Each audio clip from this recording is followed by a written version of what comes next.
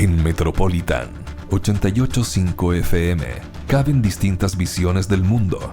Confrontamos ideas y nos encanta el debate.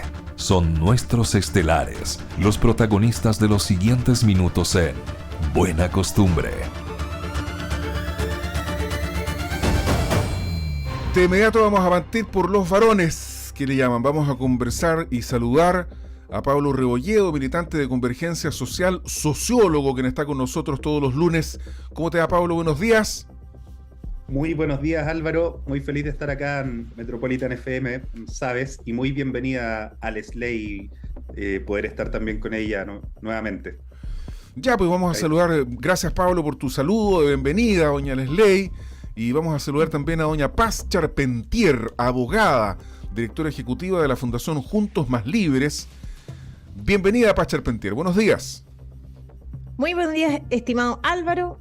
Por supuesto, a Lesley darle la bienvenida y a todos quienes nos escuchan, y también a Pablo, que está al otro lado del computador también. Oye, le entregamos la palabra a Lesley Briceño, entonces. Pues usted ponga los temas ahí, haga conversar a los estelares, porque los de los días lunes son bastante entretenidos, polémicos y todas esas cosas. Sí, a ambos los conozco y sí, yo creo que va a ser una conversación súper entretenida los días lunes. Se hace cortita. Sí, así que muchas gracias por la bienvenida. Bueno, y ponernos en materia. Hay bastantes temas que han ocurrido estos últimos días y estas últimas semanas en general, en términos de lo que es la política contingente asociada a lo que principalmente es lo que es el inicio de la campaña, de lo que es la franja en realidad propiamente tal, que algo comentamos hace un momento atrás de que si tiene influencia o no en el votante, principalmente quizá en el indeciso. Y, hay un 22% de indeciso según Pulso Ciudadano. Exacto, y un poco también mirando lo que pasa con Pulso Ciudadano, lo que pasa con CADEM, ahí hay un porcentaje importante de indeciso. Entonces, desde la opinión que ustedes obviamente que representan a sectores políticos diametralmente distintos en lo que va a ser en lo que es el plebiscito del 17 de diciembre, me gustaría ver un poco la primera opinión sobre lo que fue el inicio de la franja estos días y cómo creen ustedes que puede ayudarlos en la campaña propiamente tal con estos resultados que tenemos. Paz. Sí, bueno, efectivamente la franja, yo no soy una experta electoral, pero sí sé que existe un desconocimiento importante respecto, o por parte más bien de la ciudadanía, respecto a lo que es este plebiscito que se va a llevar adelante el 17 de diciembre. En ese contexto, la franja ocupa un lugar fundamental y yo, que he sido muy crítica de este gobierno, agradezco que, aun cuando un poco tarde tal vez, o bastante encima, porque se pudo hacer antes también, el kiosco que se dispuso al exterior de la moneda para efectos de repartir y distribuir el texto de propuesta del Consejo. Yo esperaría que esto también se diera de alguna medida en las regiones, porque me parece que es fundamental que las personas puedan acceder al texto para poder leerlo. Ahora, en cuanto a la franja en sí misma, bueno, la verdad es que yo viendo particularmente la franja de la izquierda, transversalmente, yo creo que en general no se escapa mucho de lo que son habitualmente las franjas de ese sector. Sin embargo, cuesta distinguir a veces, en virtud de los distintos ejemplos que se dan a lo largo de la franja, que se trata de una franja de izquierda, porque, por ejemplo, de 10 casos o de 10 cuestiones centrales que se tratan, la verdad es que 8 son particularmente asociadas a la izquierda y las, qué sé yo, perdón, 2 son particularmente asociadas a la izquierda y las 8 restantes más bien parece una campaña por el rechazo en el plebiscito salida el 4 de septiembre. Ahora, yo también quiero destacar algo que sí me parece bien propio de la izquierda y es este habitual sentimiento que es sembrado por parte de la izquierda en este tipo de instancias, como lo son el resentimiento, el rencor, en definitiva, el resentimiento respecto de aquellos que, por ejemplo, hubieran tenido o tienen más recursos económicos. Y a mí me parece que ese no es el tono. No es el tono que tiene que tener una campaña en el contexto de la división que tenemos como país y porque además ese tipo de sentimientos no son los idóneos en una sociedad que aspira a progresar conjuntamente y no unos en perjuicio de otros o unos exclusivamente o unos a pesar del perjuicio de los demás. Y por lo tanto, en ese sentido no me parece muy positivo. Yo espero que en los próximos días se vaya transformando esto y exista un espíritu más determinante de campaña propiamente tal y que las personas puedan acceder efectivamente a leer este texto que desde mi punto de vista es superior políticamente hablando, históricamente hablando y también jurídicamente hablando. Así que yo espero que las personas poder convencer no yo, pero particularmente todos quienes están hoy día en campañas para esta instancia, se puedan convencer de lo que estoy señalando aquí. Muchas gracias, Paz. Y Pablo, ¿tú cuál vendría a ser tu opinión en torno a esto? Porque igual también pareciera, o da la percepción un poco, que la campaña del En Contra tiene bastante terreno ganado frente a lo que son los resultados de las encuestas de los últimos días. Sí, yo creo que pude ver el primer capítulo de La Franja. En las elecciones anteriores no perdía ninguno, ahora ha estado difícil seguir La Franja. Y por lo mismo no veo una franja. ¿Pero por qué? ¿Porque no tienes tiempo o porque la encuentras mala? Porque creo que la forma de la comunicación política ha cambiado. Antes uno miraba, o sea, yo desde niño esperaba las franjas, y ahora uno ve los clips por Twitter, por Instagram. TikTok, ya, perfecto. Ya, ok. Todos los medios. Y más que una franja, o sea, yo no vi una franja de la izquierda, hay una franja del En Contra en donde está el Partido Social Cristiano, en donde está la Democracia Cristiana, en donde está la Alianza de Gobierno, en donde hay independientes. Y creo que eso se ha visto reflejado en las encuestas, en lo que veíamos, por ejemplo, de Pulso Ciudadano. Creo que la franja del En Contra, la opción que yo y mi partido estamos apoyando en este momento, ha logrado demostrar que creo que veo un consenso en ambas franjas, que hay un interés por cerrar el proceso. Y yo estoy convencido y tengo la tesis de que la manera de cerrar este proceso constitucional es el voto en contra, y a la vez de que el a favor corre el riesgo de abrir un nuevo proceso que puede ser muy largo y que la misma encuesta Pulso Ciudadano decía puede generar mucha incertidumbre. ¿Por qué? Primero, el texto, el proyecto de la nueva constitución que hizo el Consejo Constitucional mandata una serie de reformas constitucionales y legales que entraríamos en un proceso ahí de creación, y que podemos hacerlo directamente sin una nueva constitución. Por ejemplo, la Defensoría de las Víctimas, que creo que es una buena idea, está tramitándose en este momento en el Congreso. Entonces, ¿por qué esperar y partir de cero si podemos avanzar en los consensos que ya tenemos o los cambios al sistema político? Por ejemplo, he visto mucha gente argumentando por el a favor, diciendo que es necesario cambiar el sistema político, pero en la comisión de expertos todos los sectores políticos estuvieron de acuerdo con subir las barreras de entrada, con dar más poder a los partidos, aunque perder el escaño las personas que renuncian a un partido. Entonces, si hay tanto consenso, eso podría salir en una semana ganándolo en contra. Por otro lado, ¿sí? Los organismos... ¿Sí? No, es que en ese sentido, Pablo, te quería como para un poco, y también obviamente que si Paz quiere responder, un poco también mirando los procesos, porque muchas de las cosas que tú has señalado recién, y que también probablemente si algo Paz lo esbozó, mucho de esto tiene que ver con una discusión más bien técnica. Una discusión más de, se comentó, esto se ha avanzado, esto se puede avanzar, pero las personas común y corrientes, el común de nosotros, probablemente, bueno, uno que le gusta la política, la verdad ya se leyó el texto, yo lo tengo anotadito, etcétera, pero en general probablemente la señora Juanita no se va a leer el texto, y que probablemente mucho, y aquí hay un poco el tema a los que los quiero llevar, que tiene que ver con cómo efectivamente votar por lo que dice la pregunta, que es un problema habitual, y no votar por lo que yo creo que dice la pregunta. ¿En qué sentido?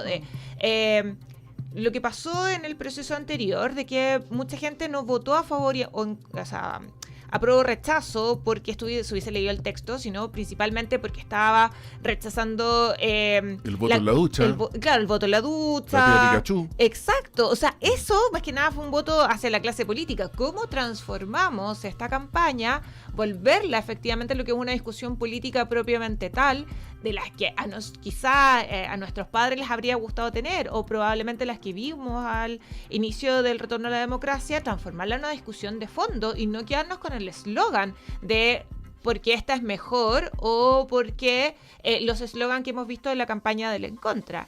Ahí me gustaría también que pudiéramos conversar de eso. Voy a pedirle a Paz que parta sobre qué es su opinión sobre este tema. Te encuentro toda la razón. Dos puntos antes de señalar el fondo del asunto. Primero, acá Pablo indica que es el mejor, votar en contra es la mejor alternativa para cerrar, comillas, este proceso. Entonces, fíjense que Pablo es una persona de izquierda, yo soy una persona de derecha. Nunca he estado a favor de este proceso constituyente y de la noche a la mañana resulta que aquí Pablo dice que votar en contra, es decir, no tener un nuevo texto constitucional es la forma idónea de poner término a este proceso. Cuando vienen desde hace décadas diciendo que la constitución vigente que hoy día apoya tiene un problema de legitimidad de origen y adicionalmente incluso este gobierno al asumir señaló expresamente que no era posible llevar adelante su plan de gobierno bajo la constitución vigente. ¿Y por qué Entonces, crees tú que pasa eso, Paz?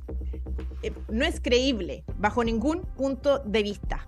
Ahora, ¿por qué creo que sucede eso? Lo puedo señalar al final, pero quiero enfocarme en lo que pregunta Lesley. Bueno. A mí me parece, yo voy a votar a favor en el plebiscito del 17 de diciembre porque me parece que la propuesta de texto es una propuesta que recoge las aspiraciones y los temas transversalmente desde que tuvo dos etapas que son fundamentales. La primera, la participación de un consejo de expertos que fue básicamente elegido a prorrata de las fuerzas políticas que hoy tienen representación en el Congreso. Todos los expertos dejaron a lo menos algunas palabras en ese texto. De hecho, fue aprobado con una importante mayoría al culminar ese proceso. Y posteriormente aquellos vacíos fueron llenados por el Consejo de Personas Electas. De manera tal que aquí todas las fuerzas políticas han participado. Eso quiere decir que el nuevo texto, el que se va a votar el 17 de diciembre y respecto al cual yo voy a votar a favor, genera una mayor lealtad política por distintas fuerzas políticas que hoy tienen representación en el Congreso. Lamentablemente, y muy a mi pesar, las normas jurídicas se cumplen a voluntad de quienes hoy están en el poder. Si existe una mayor cantidad de fuerzas políticas dispuestas a respetar las normas que propone el Consejo, como lo vemos hoy, desde que la opción a favor es respetada y promovida desde amarillos, demócratas, hasta el Partido Republicano, bueno, ahí tenemos una cantidad importante de las fuerzas políticas con representación en el Congreso que van a respetar estas reglas, porque lamentablemente la Constitución vigente hoy día solo genera lealtad en cuerpos o fuerzas políticas que son minoritarias en este país. La Constitución vigente es una buena Constitución, pero no genera una lealtad política mayoritaria, y eso es un punto muy positivo desde la perspectiva política esencialmente. Adicionalmente, desde la perspectiva histórica, es la primera Constitución de Chile íntegramente redactada en democracia, con participación tanto de expertos como de personas íntegramente electas, de manera tal que esto es un proceso ejemplar, que puede incluso, como han dicho algunos expertos, ser exportable a otros países. Es decir, históricamente vamos a hacer un punto relevante si es que nosotros aprobamos y cerramos democráticamente este proceso que ha durado 4 años y que ha llevado a Chile a la decadencia absoluta. Y por último, jurídicamente hablando también. ¿Por qué? Porque reconoce que la persona es digna por el solo hecho de ser ser humano, consagra un Estado al servicio de las personas y no al revés, establece derechos sociales que son hoy día fundamentales, incluyendo el derecho a la vivienda, garantizados expresamente a través de acciones concretas en el texto constitucional, y además soluciona todo el problema relativo al sistema político, que es aquel que nos ha impedido hoy día llevar adelante reformas sustantivas y avanzar en resolver las demandas sociales de los chilenos. Por esa razón es que yo voy a votar a favor el 17 de diciembre y me parece que es bastante fundado, y le encuentro toda la razón a la ley en el sentido que hay que profundizar un poco en este debate y sacarnos un poco las caretas y analizar en su mérito el texto para que las personas que nos escuchan lo conozcan íntegramente. Muchas gracias. Y Pablo, ¿cómo respondes a Paz frente a esta argumentación que ella da en relación al tema? También he analizado el texto en su mérito y ha sido lo mismo lo que me ha llevado a estar en la opción en contra. Y por lo mismo, yo insisto con que esto abre un nuevo proceso, no necesariamente un nuevo proceso constituyente, pero un nuevo proceso de reformas que van a ser necesarias, porque no hay un tema solamente ideológico, de que el Consejo Constitucional haya sido principalmente de derecha, que lo haya dicho el mismo Luis Silva, el consejero más votado, que dijo, esta es una constitución que es más cómoda de la centro derecha a la derecha, literal lo dijo en la radio. Entonces, yo no quiero decir que el proceso de la convención anterior haya logrado eso, evidentemente no lo logró y por lo mismo fue rechazado mayoritariamente, como creo que también va a ser rechazado este proceso. Entonces, yo lo que lamento es que como sistema político no aprendamos la lección de que no necesitamos una constitución programática, necesitamos una constitución en donde la política pueda resolver las diferencias políticas que van surgiendo, las diferencias ideológicas, prácticas, pero no hay solamente un tema ideológico, que haya principios más bien de derecha. sino que hay una serie de temas técnicos que han sido denunciados por personas que no son de izquierda, porque el arco del en contra, que va de la derecha al centro, a la izquierda, la gran cantidad de personas de izquierda y centro izquierda que estuvo por el rechazo y hoy está en el en contra es muy masiva. O sea, pensar que el 62% del rechazo le pertenece a la derecha o quiere una constitución programática más cercana al Partido Republicano, creo que es un error. Vimos en este fin de semana Javier Pará, un montón de ex militantes de la DC que estuvieron por el rechazo muy legítimamente, hoy están por el en contra. Entonces, yo cuando escuchaba al senador Walker decir que lo primero que él va a hacer, si gana el a favor, que opción que él apoya, es presentar una reforma constitucional para que se puedan consagrar y defender correctamente los derechos de las niñas, niños y adolescentes, parece preocupante y es una muestra clara de que se va a abrir un nuevo proceso de discusión. El defensor de la niñez, no electo por el gobierno ni por el presidente, sino que ratificado con 2/3 del Senado después de varios intentos, también planteó que los problemas de la infancia quedan con bastante dificultad en este texto. Ahora, la materia del Fondo Común Municipal, yo creo que no hay ningún alcalde o alcaldesa en Chile, salvo que sea de 4 o 5 comunas de muchos ingresos, que no le parezca una mala norma los recursos que ven riesgo de perder y que tienen esa incertidumbre. Sean Penco, Tomé, Coronel, Florida, Hualqui, Santa Juana, Talcahuana, Gulpenco, Concepción, Chivayante, San Pedro, todas las comunas pierden recursos. Ahora, es cierto, el texto trae una disposición transitoria que dice que se van a reponer, pero ¿de dónde se van a reponer? Si son el mismo sector que ha rechazado las reformas tributarias, ha rechazado que el Estado tenga más recursos. Entonces, me parece muy irresponsable que el texto le quite a las comunas su fuente de financiamiento principal, con el fin de las contribuciones, y después diga que lo va a reponer, pero no diga de dónde. Entonces, eso puede ser temor. En honor al tiempo, ¿cómo se explica esta decisión que evidentemente surge, desde el propio presidente de la República para abajo, de cualquiera fuere el resultado del 17 de diciembre, cerrar el proceso constitucional? Y yo creo que el presidente apuesta a que va a ganar la opción en contra. Por lo tanto, ¿cómo se explica este cambio que lo dejó patente Paz Charpentier en su argumentación anterior? Y que la verdad que si uno analiza las declaraciones, ella tiene toda la razón. O sea, ¿cómo se explica esto de que ahora haya este afán por ponerle una puerta y cerrarla con llave? Si es que gana el en contra. Queda la constitución de Pinochet, ya no es la constitución de Pinochet, es más bien la de Lago. ¿Cómo es eso? Es que la idea de la idea de un segundo proceso no surgió del gobierno. Recordemos eso. Fue Chile Vamos, que en su estrategia de campaña planteó que no era apruebo o rechazo del proyecto de la convención, sino que existía el rechazo para reformar, o que se podía rechazar por una mejor. Entonces el relato que tuvo en ese momento la centro derecha abrió el camino a un tercer proceso, a un segundo proceso. No fue la izquierda la que planteara un nuevo proceso constituyente. Finalmente sí fue un acuerdo transversal, pero hoy en este momento, o sea, no me parece necesariamente incoherente, porque además los cambios que ha tenido la constitución vigente se dieron durante la campaña del apruebo y el rechazo.